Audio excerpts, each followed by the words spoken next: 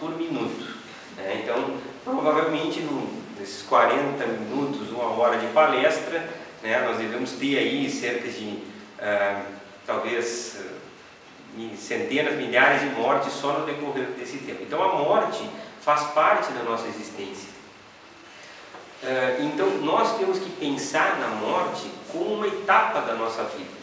E é exatamente por isso que quando nós vamos analisar a doutrina espírita e aquilo que o Allan Kardec nos deixou, nós frisamos que Allan Kardec matou a morte, porque ele nos trouxe um conceito completamente diferente dessa etapa dentro da nossa vida, que faz com que a gente entenda tudo o que acontece conosco.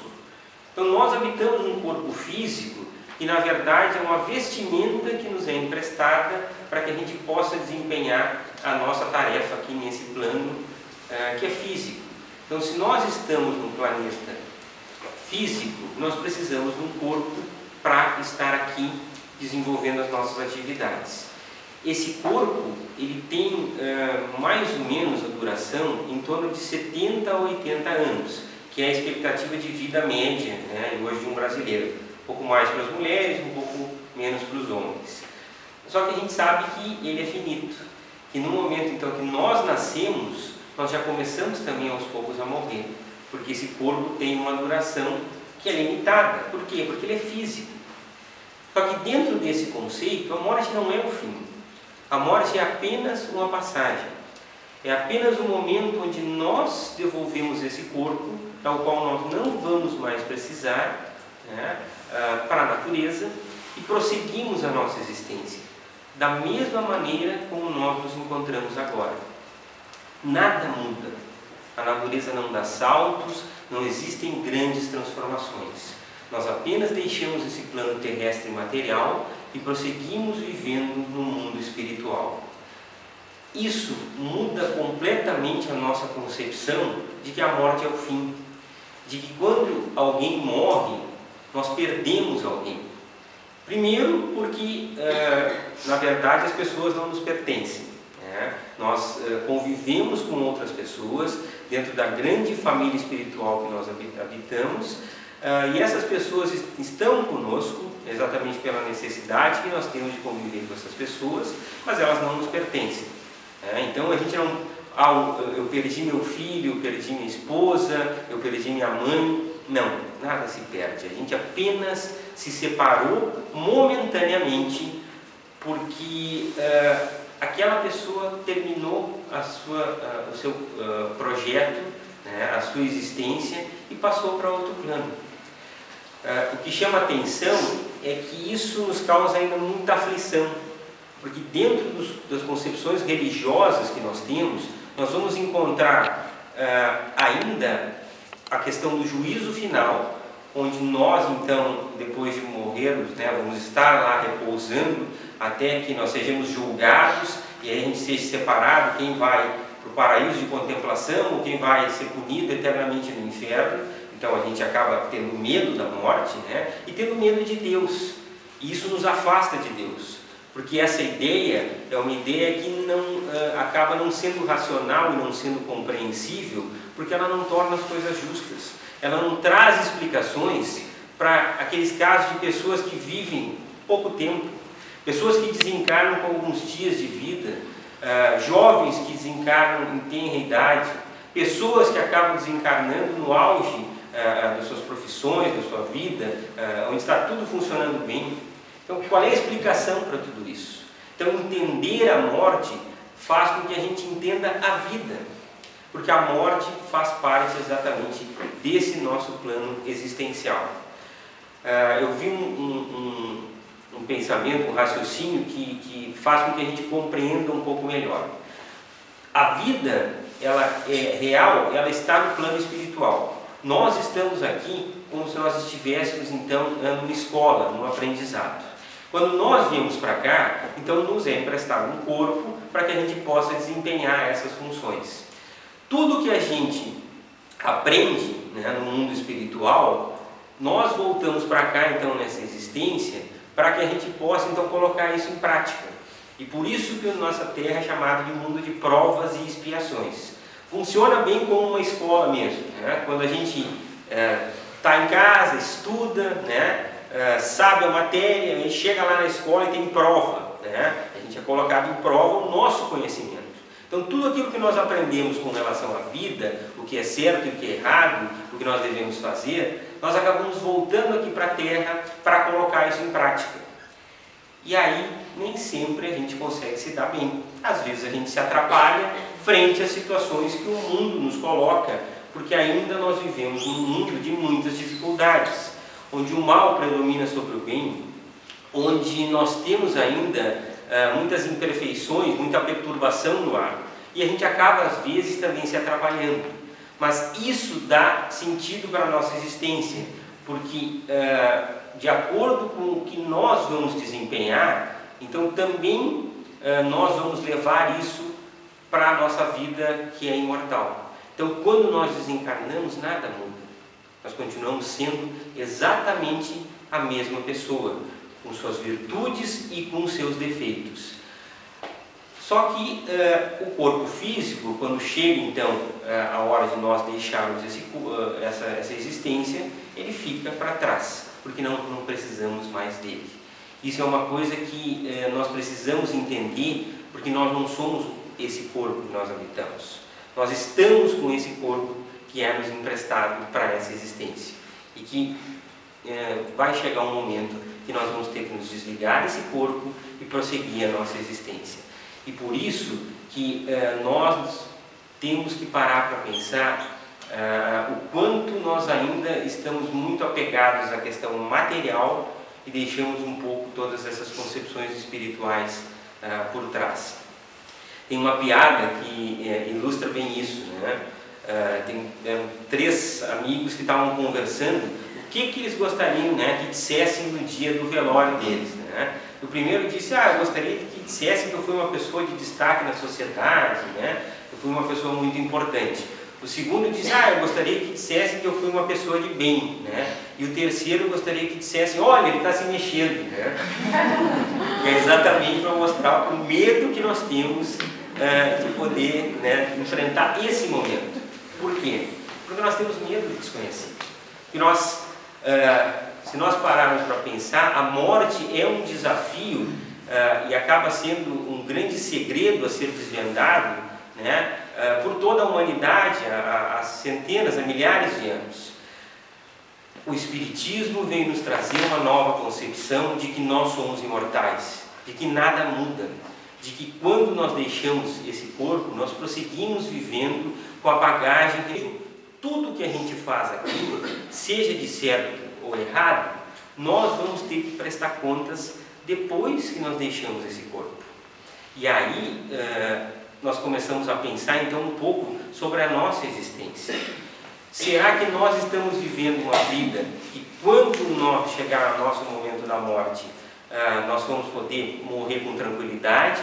Ou será que nós estamos deixando para trás tudo aquilo que a gente está fazendo? Usando exemplos, né? Francisco de Assis, numa determinada ocasião, estava lá capinando, né, no quintal, né, arrumando lá uma horta, quando chegou então alguém da ordem franciscana lá, né, e perguntou para ele, né: Francisco, se você soubesse, né, que você fosse morrer amanhã, né, o que você faria? Ou se você soubesse que tem só poucos dias de vida, o que você faria?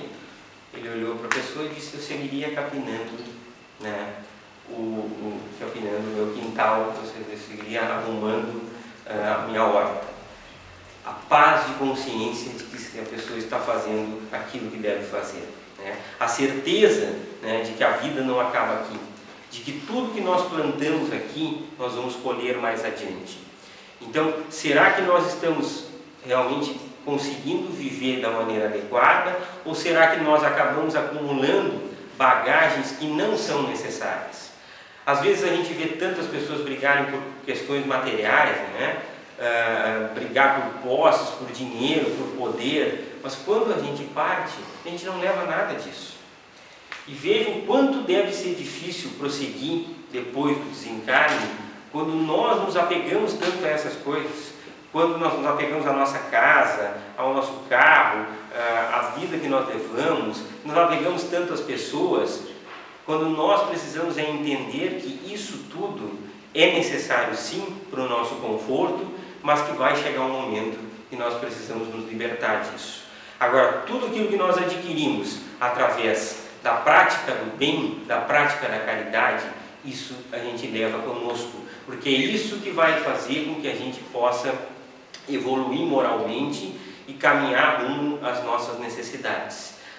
Nós costumamos sempre dizer que o Espiritismo nos mostra que nós fomos criados para caminharmos rumo à evolução, né, que é a perfeição relativa, que é a imagem de Deus. Então, certamente, nós não temos como atingir esse grau de perfeição numa única existência, nesses poucos anos que nós acabamos vivendo aqui. E por isso nós vamos ter que voltar várias e várias vezes.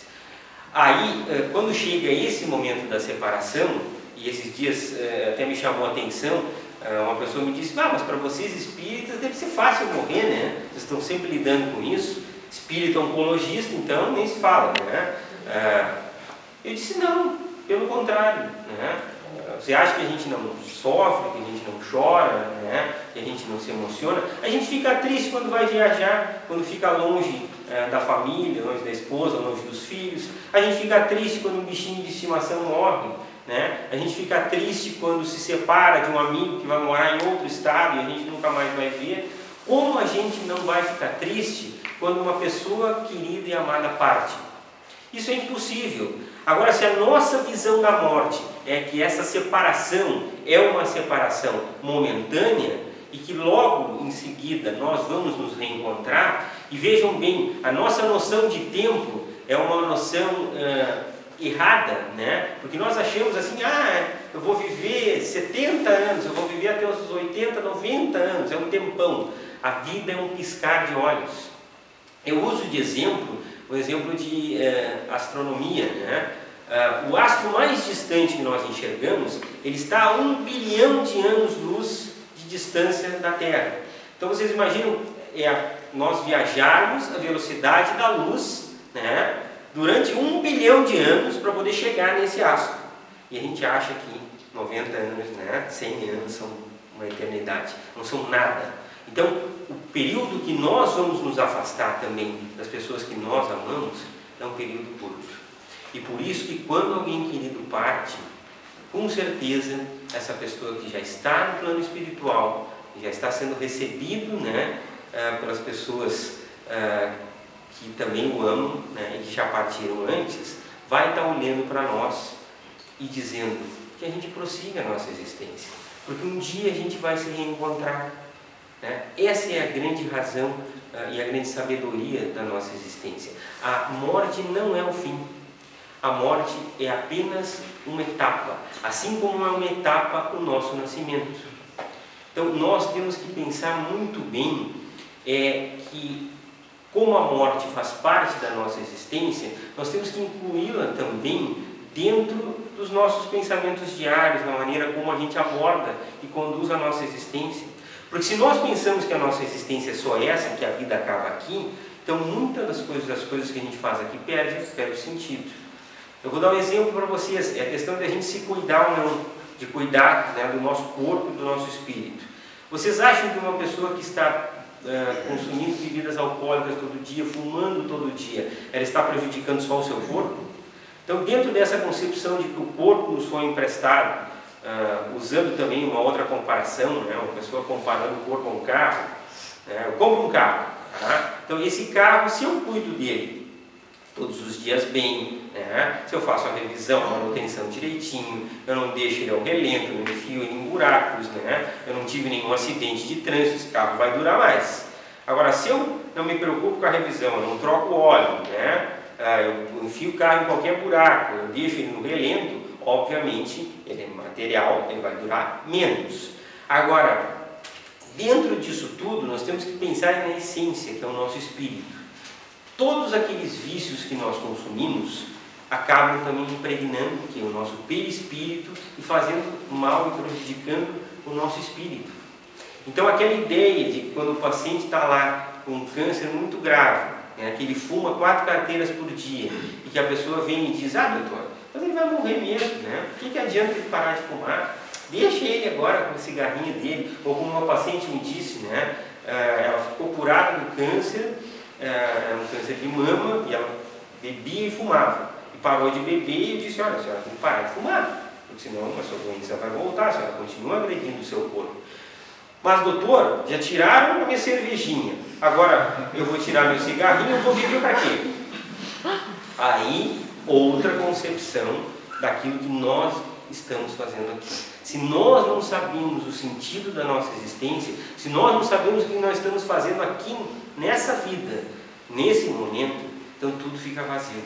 Então a gente acaba andando em círculos. Nós vamos ter ou as pessoas correndo atrás de posses materiais sem saber exatamente o porquê, ou pior, as pessoas por aí andando de um lado para o outro sem saber para onde vão, porque é uma vida sem rumo e sem sentido.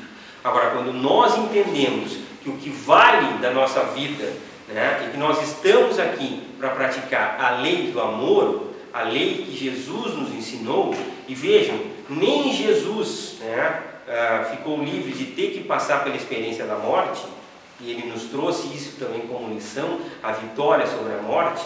Quem somos nós?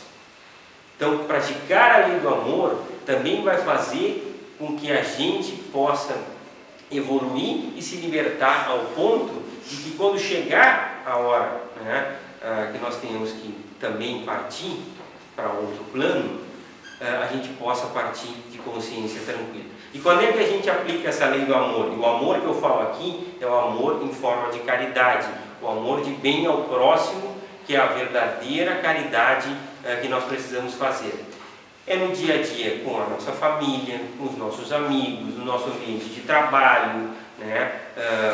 Para quem estuda na escola, onde a gente vai estar interagindo com as outras pessoas e vão aparecer inúmeras situações. Então, aquele conceito da prova, mais uma vez aqui colocado, né? É muito fácil quando a gente está em casa, protegido, junto dos nossos familiares, né? E que a gente não se expõe. Agora, quando nós saímos e temos que conviver com as outras pessoas e temos que interagir, e aí acabamos recebendo as cargas mais diversas, as energias mais diversas, convivendo com pessoas em dificuldade, com pessoas em perturbação, é que nós vamos ter que colocar em prática essa lei do amor.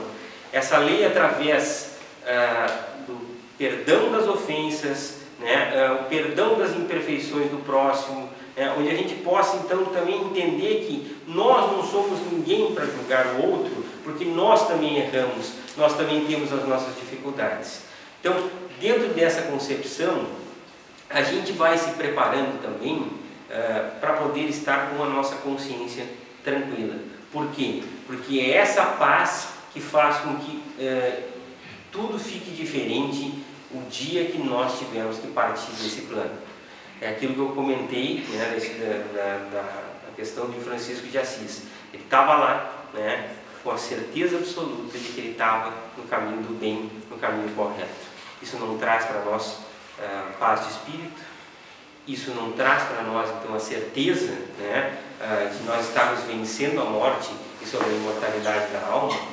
Então, a separação através da morte é uma separação temporária. Nós não perdemos ninguém, né? Pelo contrário, nós apenas vamos nos separar durante algum tempo e nos reencontrar mais adiante. Uma determinada ocasião eu fui chamado no hospital. Eu tinha uma paciente em torno de 75 anos que estava prestes a desencarnar, e de fato eu cheguei no hospital, ela acabou desencarnando. Na saída, então, quando eu fui providenciar toda a documentação, eu saí com a filha, e a filha me dizendo: doutor, se eu souber que eu tenho câncer, eu vou me dar um tiro na cabeça, porque eu não quero passar por todo esse sofrimento. E eu comentei com ela: mas a tua mãe teve uma morte tranquila, ela teve um desencarne tranquilo, esse processo foi todo, né, em paz, né? E pensa bem, nesse momento, quem sabe ela não está sendo recebida pelos que já se foram, quem sabe a mãe dela, né? Sabe, a mãe dela não está de braços abertos agora esperando e recebendo ela. Ela parou, arregalou os olhos e me disse: doutor, nas últimas 3 noites, só o que ela falava era da mãe dela. E o que ela dizia? Ela dizia que a mãe dela estava aqui, e que já tinha vindo buscar ela e que ia ficar tudo bem, que ela ficasse tranquila, né? E como é que era a feição dela? Ela era de mais completa serenidade, ela estava em paz. Então, enquanto para alguns esse momento da separação é tão doloroso, né? Porque a pessoa que nós amamos está partindo, nós temos que imaginar que para outros tantos, essa pessoa querida está chegando, está voltando ao plano espiritual, né? E essa convicção, essa certeza na imortalidade da alma é que faz com que, não que a gente não sofra, né? Volto a dizer, nós sofremos sim, porque nós amamos as pessoas, né? Nós estamos movidos por um sentimento que quando uma vida é interrompida, nos é retirada, essa ausência, né? Esse vazio faz com que a gente sinta muito essa ausência, mas a fé, né? E a esperança de que nós vamos reencontrar essas pessoas torna tudo diferente.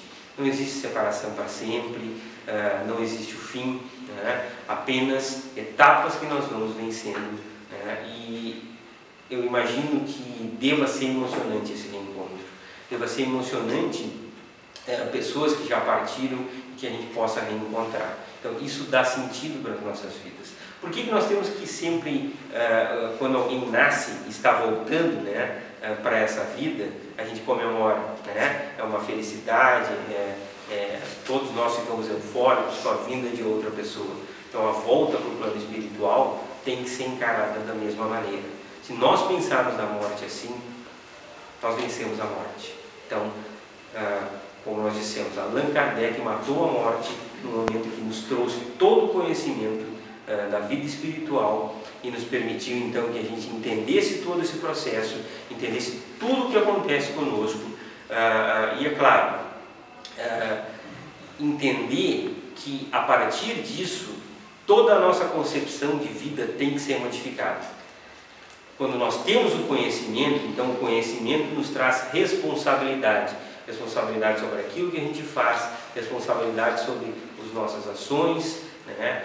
E principalmente entendendo que nós temos o livre-arbítrio para poder então conduzir a nossa vida e conduzir as nossas ações para o caminho do bem, para o caminho que a humanidade necessita, para o caminho que Jesus espera de nós, que é o caminho na qual a gente vai poder então transformar o mundo, transformar o planeta e nos transformarmos, né? Fazendo com que o homem antigo fique para trás e nasça um novo homem, né? Um homem que vai poder então se tornar verdadeiramente uma pessoa de bem. E é para isso que nós estamos aqui. É por isso que essa existência é um aprendizado. É por isso que nós estamos aqui expostos a tantas dificuldades. Porque tudo aquilo que conhecimento que nós adquirimos no plano espiritual é colocado em prova mais uma vez. Eu estava lendo algumas apresentações ali do Divaldo que falava sobre a morte. Eu achei bem interessante ele comentando que com 86, 87 anos, né? Então todo dia ele acorda, abre os olhos, né? E se certifica de que ele está vivo ainda, né? Porque, claro, né, já está com 87 anos, né? É nada mais natural que ele, né, um dia, né, ele não vai estar mais aqui entre nós. Então a primeira coisa que ele verifica, ele passa a mão, né, nas cadeiras, coisas que estão perto, para ver se, né, se ele ainda tem contato com o mundo material ou não. E encara isso de uma forma natural. Por quê? Porque é assim que nós temos que encarar. Porque nós não podemos virar as costas para a morte. Vocês imaginam eu como médico se eu ignorasse a morte, né? Então eu vou tratar o paciente e penso que só existe a opção de ele ficar curado, né? Que não existe a opção também de ele não poder ficar curado e o tratamento não funcionar. Eu tenho que ter a opção também de que, então, se ele vai morrer, se isso é inevitável, o que eu posso fazer para poder auxiliá-lo?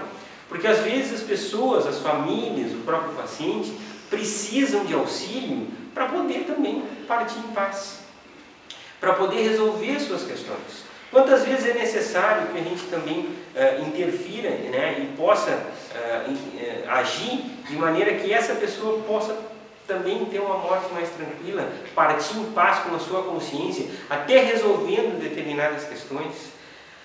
Uma experiência que eu conto sempre nas minhas palestras, né? Um paciente que agonizava, que a gente sabia que estava, né, muito próximo ao desencarne, mas que passou dias agonizando e não morria de jeito nenhum. E aí nós conversamos com ele: o que te falta? Né? O que te falta para você ficar em paz? Eu fui muito mal eu agi muito mal com meu irmão. E eu gostaria muito, diante de morrer, pedir o perdão para ele. Então nós ligamos para esse irmão: olha, a situação é essa. E o irmão disse que morra. Que morra! Né? Diga para ele que ele pode morrer, que eu não vou perdoar. Né? E essa pessoa partiu assim, dessa maneira. Vocês acham que isso ficou resolvido assim? Ou vocês acham que eles vão ter que retornar para poder acertar isso? Então, o que nos espera além dessa existência? O que nos espera é o reflexo da vida que nós levamos aqui, da maneira como nós conduzimos a nossa existência aqui. Nós temos o livre-arbítrio. Então, se nós semeamos discórdia, se nós prejudicamos as outras pessoas, nós vamos também estar semeando o quê? Ódio, sentimento de vingança. E é natural que, depois da nossa existência, isso também possa se voltar contra a gente. Agora, se nós semeamos o bem, se nós plantamos o amor, nós vamos colher esse amor para além da nossa existência. Então, até o que acontece além da nossa existência, então, nós vamos sempre sim continuar sofrendo com a separação. Mas quando nós sabemos que essa separação ela é momentânea, é temporária, né? E o próprio Divaldo, né, contava que se ninguém chorar no velório dele, ele vai ficar muito chateado, né? Porque se a gente tiver a possibilidade de, depois de desencarnar, ainda estar próximo e visualizando tudo que está acontecendo, né, a gente vai estar ali: puxa, mas ninguém veio no meu velório, né? Ou ninguém veio. O meu pai costuma brincar, né, quando ele fala de uma pessoa ruim, que vai faltar gente para carregar o caixão, né? Exatamente porque não foi uma pessoa de bem. Então, o que nós plantamos, né, nós vamos colher. Então, a lei do amor, mais uma vez, é a lei da libertação. É o momento onde nós vamos poder, então, entender tudo o que acontece conosco. Esse corpo é um corpo que nos foi emprestado, uma bênção, uma dádiva de Deus, da qual nós temos que prestar contas. Como? Cuidando dele, sim, para que a gente possa ter uma vida mais equilibrada, uma existência mais reta, né? Para que a gente possa, então, não abreviar essa existência através de maus hábitos, né? Mas sabendo sempre que vai chegar um momento que nós vamos ter que devolver esse corpo e prosseguir, né, o nosso corpo espiritual, onde a gente vai prosseguir então a nossa existência. E isso é uma coisa que é óbvio, que é racional.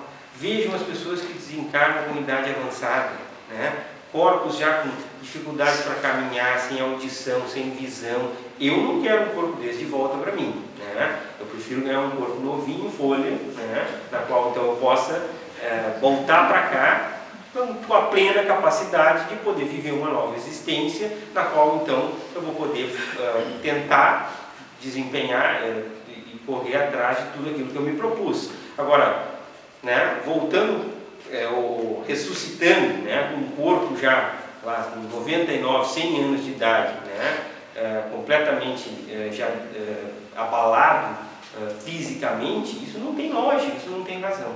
Então, aqui nós entendemos de novo todo esse processo. E é por isso que o convite que se faz é que a gente possa estudar mais, que a gente possa conhecer mais sobre a nossa existência. Porque entendendo a nossa existência, entendendo a vida, nós vamos também estar entendendo a morte. Nós vamos estar entendendo por que as coisas acontecem, por que as situações se colocam dentro do nosso dia a dia de repente. Por que algumas vidas nos são retiradas abruptamente, às vezes sem razão, né? E mais, entender que nós temos que prosseguir a nossa existência, que nós precisamos, às vezes, até em respeito às pessoas que já desencarnaram e que precisam prosseguir a sua existência, né? Tentar mentalizá-las sempre de um jeito positivo.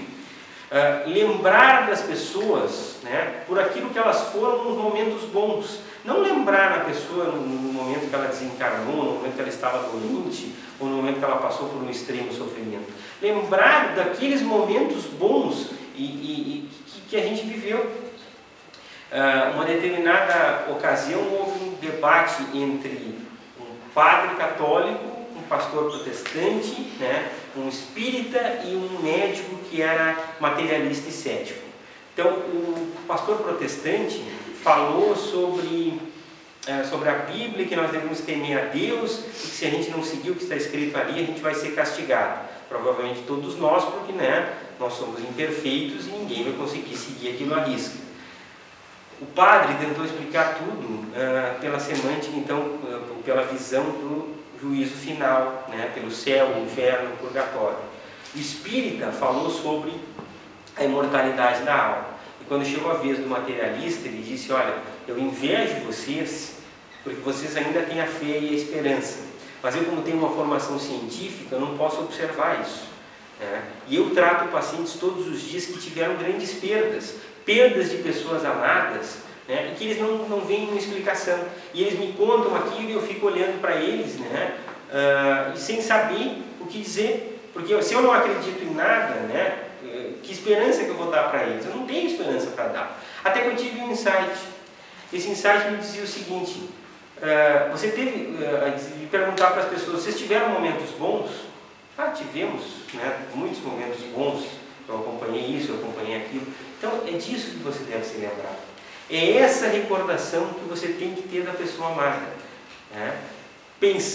Porque pensar em tudo de bom que a gente conseguiu viver, enquanto foi boa essa convivência, enquanto foram bons esses anos, né?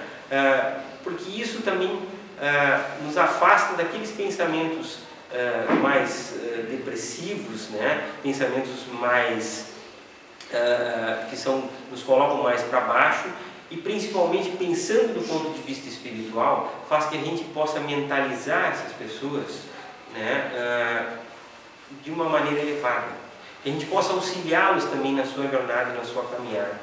Então, às vezes é necessário a gente viver o luto, sim, né, mas libertar essas pessoas para permitir que elas possam prosseguir o seu caminho, sempre preservando a sua memória na lembrança dos bons sentimentos, fazendo orações, pedindo que essas pessoas estejam bem amparadas, que possam prosseguir o seu caminho, porque não tenham dúvida, muito em breve, né, se nós tivermos uma conduta adequada aqui, nós vamos, no momento da nossa desencarnação, podermos também reencontrar essas pessoas que vão estar lá de braços abertos, né, com um sorriso largo, nos esperando para que a gente possa também prosseguir a nossa jornada. E nós vamos ter que renascer aqui tantas e tantas vezes quanto forem necessárias para a nossa evolução. E renascendo, obviamente, nós vamos também ter que deixar esse corpo ou outros corpos que nós venhamos habitar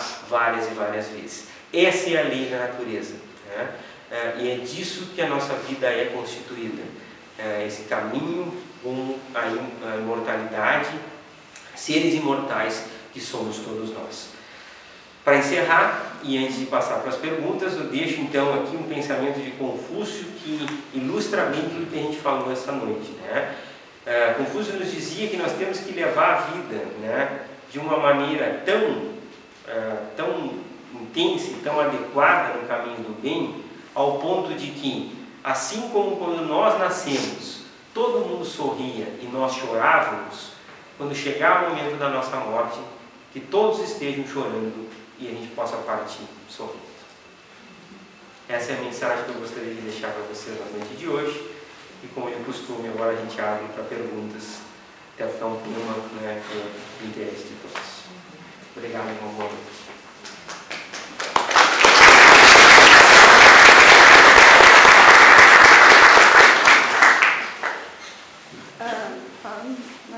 Uma coisa, quando o senhor falou da parte materiais ali, né, tudo, nós tínhamos uma tia nossa, que morava em Portela, e ela tinha uma casa assim, enorme, tem até hoje uma casa rica, né, bonita, tudo, e a minha mãe sempre, de vez em quando, ia lá.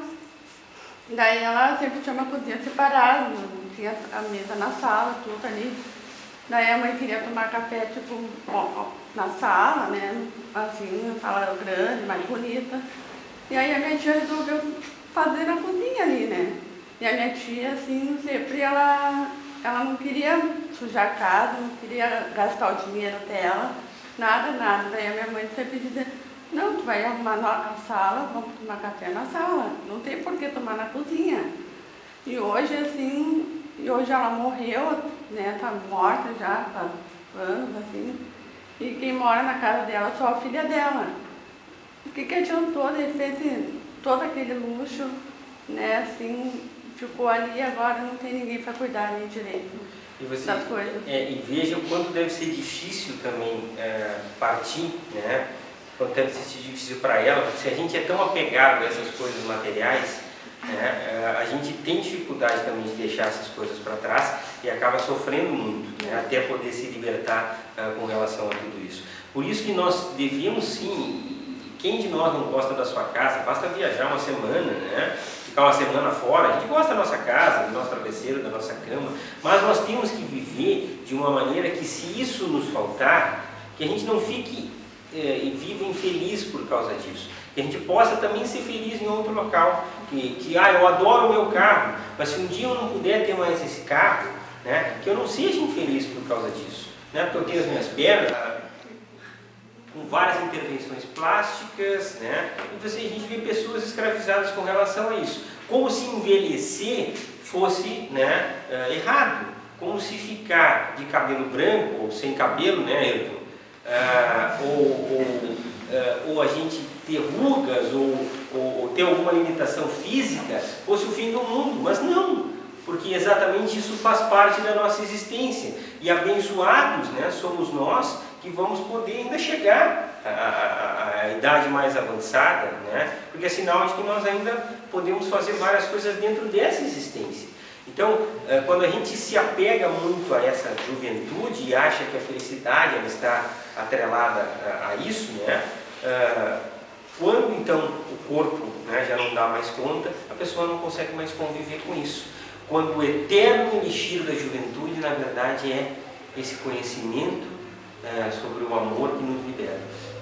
Esse é o elixir da juventude, porque independente da nossa idade aqui, independente do corpo que nós habitamos, né, nós entendemos que qualquer situação que exista aqui, física, ela é temporária, ela passa, seja de tristeza ou seja de felicidade. Agora, aquilo que nós cuidamos e aquilo que nós carregamos com a nossa bagagem espiritual, isso sim é para sempre. Então, às vezes, a gente tem que deixar um pouco, né, não dar tanta bola para essas coisas materiais, né, usufruir desses bens para o nosso conforto, porque nós precisamos dele. Nós precisamos de um carro, porque isso facilita a nossa vida, né, a gente precisa de uma casa, porque a gente não pode dormir ao relento, mas a gente não deve se escravizar disso. Já está se libertando e, sem dúvida, vai ter um desencarne mais tranquilo a pessoa que consegue entender isso melhor e consegue, então, não se apegar tanto a essas coisas.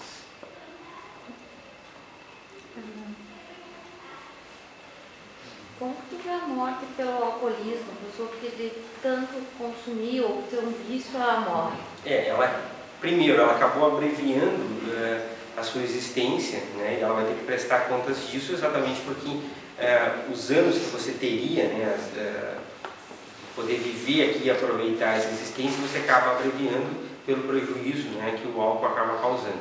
E quando ela desencarna, sem dúvida, ela vai estar num estágio de perturbação. Ela vai ter que passar também, então, por todo um tratamento e todo um amparo para poder se desintoxicar. Por isso que eu falei antes da questão dos vícios, que então, se possível, você já consiga parar aqui nessa existência. Vou tentar, né, já estar parando aqui nessa existência, porque você já consegue chegar no plano espiritual longe desse vício. Porque assim como as coisas boas permanecem, as coisas ruins também. E essas sensações, elas ainda levam bastante tempo para desaparecer. Então, isso falando em comida, falando em bebida, falando em drogas, falando em álcool, falando em sexo, falando em várias outras sensações que são relacionadas à busca do prazer pelo corpo, que ainda é uma busca instintiva e primitiva, né? E as pessoas tentam fugir da realidade, seja pelo álcool, seja por outras coisas, porque às vezes a realidade é insuportável para elas. porque elas não conseguem entender tudo o que acontece, é o vazio existencial. E esse é o grande problema hoje da nossa sociedade, da humanidade. E é preocupante porque nós temos que passar isso para os nossos jovens também, né?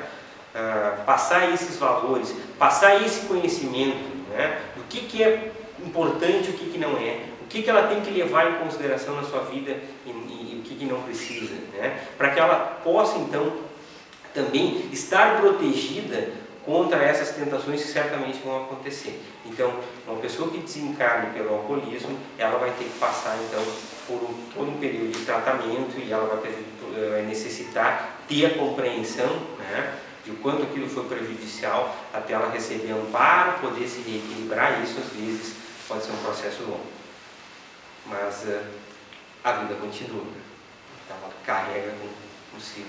Mas a grande questão aqui é que, veja, não existe um fim. Você sempre vai ter a esperança de poder se recuperar e seguir em frente. E a morte trágica, assassinato, suicídio, homicídio. Claro, esse é um desencarne mais violento, né? E faz com que, então, ao contrário de, por exemplo, quando a gente desencarna por doença, que a gente vai sendo desligado aos poucos, a gente é desligado abruptamente. Mas óbvio que também aí nós temos os nossos méritos, né? Se isso estava dentro da nossa programação, né? Ou se isso foi causado pelas nossas, né, pelas atitudes erradas que a gente levou aqui, pela nossa imprudência. Às vezes você morre no trânsito em alta velocidade, né? Como eu vi, vai passar hoje na TV, os jovens agora brincam de roleta russa com as motos nas sinaleiras, né? Como prova de coragem, né? Então, isso é um suicídio inconsciente. Você acaba desencarnando assim, você vai levar muito tempo, né, até se dar conta do que aconteceu, de poder resgatar. Se você, pelo contrário, né, você foi vítima da imprudência de outra pessoa, né, você, óbvio, vai levar um tempo até se dar conta do que aconteceu, mas vai receber todo o amparo exatamente pela sua evolução espiritual. Então, a nossa evolução espiritual, ela começa o que nós estamos fazendo aqui, as nossas atitudes, os nossos gestos do dia a dia. Então isso faz toda a diferença. Então quando nós paramos para pensar na nossa morte, nós estamos preparados? Hoje, será que eu teria plena consciência? Porque senão nós vamos cair sempre naquele conceito. Se eu acho, né, eu sempre brinco aqui com a Patrícia, minha esposa, que quando eu conheci ela, não era espírita. Eu era um médico que era cético e que não acreditava em nada. Então acabou. Né? Então eu estava lá trabalhando e sempre com aquela ideia de, estou trabalhando um monte aqui, mas depois que eu morrer eu vou descansar. Né? E aí quando eu virei espírita, essa ilusão acabou. Né? Então agora eu sei que eu nunca mais vou descansar. Né? Agora, se você tem o pensamento de que, porque nós seguimos trabalhando em outras vidas, né? Esse trabalho é incessante. Então aquela ideia, né? Vocês vejam quando a pessoa morre, coitado, descansou, eu olho e faço assim, né? A gente tem que respeitar, mas cada um tem a sua concepção. Mas para a pessoa que desencarna, se ela acredita que morrer é descansar, às vezes ela vai ficar parada lá, estacionada, durante anos até se dar conta. Vai ficar às vezes dormindo, né? Porque ela acha que é aquilo, né? Até ela se dar conta. Não, mas espera aí, a vida continua, né? E eu preciso seguir então o meu caminho. Então, essas concepções elas têm que ser muito bem avaliadas, e como a gente vai refazendo elas, né, ao longo do nosso caminho, pela experiência que nós vamos adquirindo. Então, mais uma vez aqui, a ideia dessa vida como uma escola, como um aprendizado, a qual todos nós estamos aqui, então, para colocar em prática todo aquele conhecimento que a gente vai adquirir. Assim, é sobre as mortes coletivas também, resgate, expiação, né? Certamente sim, pela necessidade que nós precisamos. Não é naquele local, por acaso, que tu está ali. Tipo, não, e é exatamente por isso que algumas pessoas escapam, né? Nós sempre temos as histórias das pessoas que às vezes insistiram, né? Tipo daquele do voo da Tânia, que deu uma tragédia, um exemplo. Exatamente, eu conversei com colegas que chegaram na porta do avião, xingaram a atendente que tinham que entrar, porque tinha um compromisso, e a atendente, não, acabou o embarque, você não vai entrar. E se você insistir, vou chamar a polícia, né? e no outro dia a pessoa estava lá, levando flores e agradecendo, né? E mais uma vez mas que as porque pessoas não entendem, né? Mas é exatamente porque nós necessitamos dessa visão do que vem depois, né? E vejam bem, se você tem algo a resgatar, se você tem algo, ou por alguma questão em outra existência você prejudicou alguém, o que você mais vai querer é poder resgatar isso para poder prosseguir com a sua consciência em paz. Então, quando eu penso nos desencarnes coletivos, eu penso basicamente que essas pessoas devem estar com um sentimento de libertação, exatamente porque elas fecharam esse ciclo e vão poder prosseguir em frente, né? Então, isso torna as coisas justas. Então, mais uma vez, não existe a condenação, né, para o resto da vida, e nada, né? Chico Xavier sempre dizia isso, né? O Emmanuel mandou ele botar no pé da cama assim, tudo passa, né? Essa é a tatuagem do Neymar, viu como o Neymar é um cara espiritualizado. Tudo passa, mas as coisas boas passam e as coisas ruins também passam. Então a gente tem que saber que a vida é feita desses tipos. Então, às vezes nós precisamos resgatar a oportunidade. Hoje, talvez, né, habitando esse corpo, né, tem para a gente fazer um exercício aqui de imaginação, o corpo que nós habitamos hoje com relação ao mundo espiritual é como se nós estivéssemos dentro do escafandro. Sabe o escafandro, aquela roupa que a gente bota e vai, né? Então a gente não tem a percepção, a gente está ali protegido, mas não tem a percepção do mundo espiritual como deveria ter. Quando a gente sai da água e tira a roupa do escafandro, e aí o desencarne, né, a gente consegue então ter a plenitude do que é a vida espiritual e do que acontece conosco. Então vejam como nós estamos ainda distantes, né, desse entendimento de tudo que acontece conosco, mas basicamente é entender que as pessoas que partiram e as pessoas que já se foram, elas sem dúvida estão prosseguindo o seu caminho, estão bem, muito em breve aguardem por nós. Tomara que não tão em breve assim, né?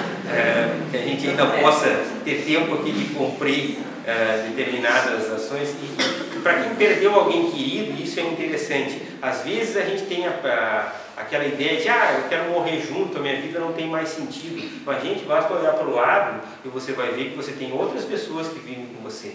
Você tem outros filhos, tem outros familiares, outras pessoas que te amam, que precisam de você. Né? E você precisa superar aquela dificuldade exatamente para seguir em frente. Essa é a lei da vida e essa é a lei natural. E se nós estivéssemos na situação oposta, isso eu falo para todos os familiares que perderam algum doente com a gente. Se você estivesse na situação de ter partido e tivesse a oportunidade de olhar para cá, né? Olhar para as pessoas que estão chorando, estão sofrendo, você diria o quê? Acontece comigo toda hora. Eu tive um rapaz de 30 e poucos anos que desencarnou de um câncer bem agressivo, era a irmã que cuidava, e aquela irmã batalhou os melhores tratamentos, ela fazia de tudo por ele, né? E o tratamento não funcionou, estava no plano, ele desencarnou. Se passaram 7 meses, essa irmã me ligou chorando e dizendo: doutor, eu me cobro muito, não consigo dormir, não consigo viver, porque eu podia ter feito mais por ele. Mas você fez tudo, nós fizemos tudo que a medicina tinha, né, à disposição, era o caminho dele. Aí eu parei um pouco assim, né, também em ver a intuição. Vem cá, você sonha com ele? Sonho. Sonha muito, sonho várias vezes. E ele está bem no sonho? Está muito bem, doutor. Está bem assim como ele sempre foi, não aquela pessoa doente. E ele fala com você? Fala, né? O que ele te diz? Eu pare de chorar e prossiga a minha vida, porque ele precisa prosseguir a dele também. Essa é a mensagem que tem que ficar. E isso faz com que a gente entenda tudo.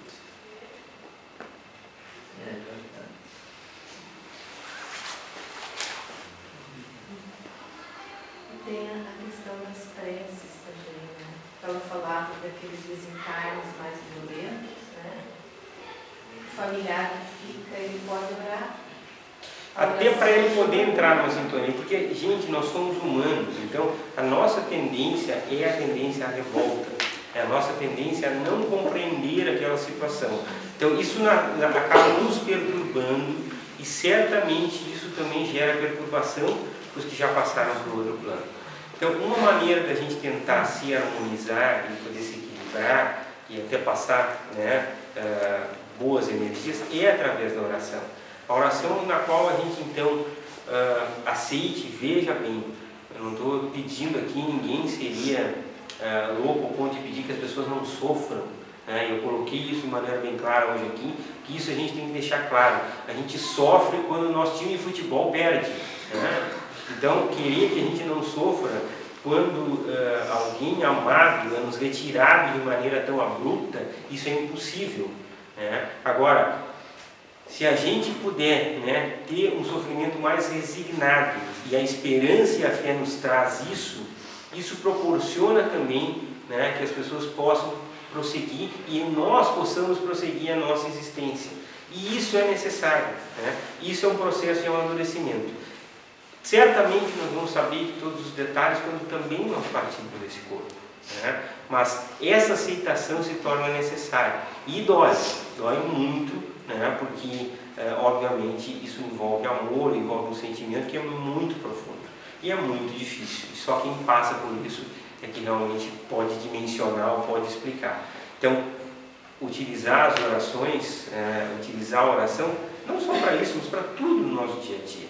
Porque é ela que nos mantém em contato com a espiritualidade superior e permite que a gente possa ser amparado, que a gente possa transmitir, né, também esses bons pensamentos, essas boas energias. E você sabe como o pensamento funciona rápido, né? Todos os dias a gente já teve situações na nossa vida, você pensa em alguém e o telefone toca, né? É aquela pessoa, né? Ou né, você liga para alguém e a pessoa diz, eu estava pensando em você, né? Ou você está pensando em alguém e de repente a pessoa cruza o teu caminho. Porque é a força do pensamento, são energias que a gente ainda não sabe como administrar. Então o conselho é focar para as energias salutares, para as energias boas. E basicamente assim, sempre exercitando a nossa capacidade de perdoar, né? E de tentar ao máximo não julgar, né? Porque no fim nós vamos descobrir que tudo tem um sentido e que nada é por acaso. Isso já aconteceu comigo, uma amiga minha, tipo à tardinha assim, já vou ligar para minha amiga. Daí ela, estava pensando em ligar para ti agora, nesse exato momento. Já não é a primeira vez, vai. Não, e acontece com todos, isso mostra a força que o pensamento tem. Eu disse, a gente não morre tão cedo.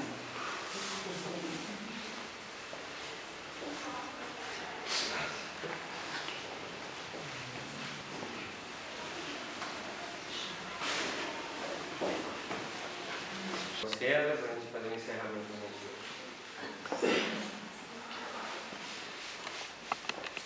Nós queremos agradecer a presença de todos que deixaram o futebol hoje de lado para vir ter esse momento de reflexão junto a nós aqui. Também enfrentaram o frio, a chuva. Agradecemos a presença e agradecemos ao Dr. Fábio pela reflexão da noite.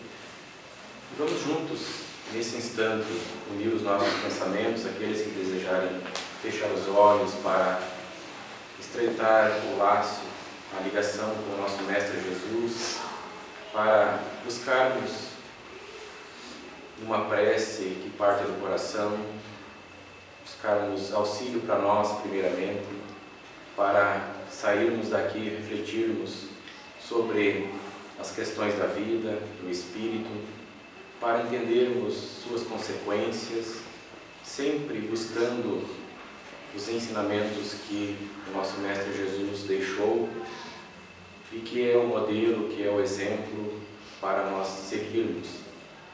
Pedindo também nessa prece pela nossa família, pela sua união, pelos nossos filhos, que também entendam e que possamos passar a eles os ensinamentos do nosso Mestre Jesus, pedindo também nessa prece por tantas pessoas que hoje não se encontram com as suas famílias, se encontram nos hospitais, buscando recuperar a saúde, pessoas que são tratadas no CACOM, que também possam receber essas vibrações, o pedido de auxílio espiritual, que tenhamos um início de semana repleto de harmonia, de bênçãos, e que essa infinita paz, que essas bênçãos misericordiosas permaneçam junto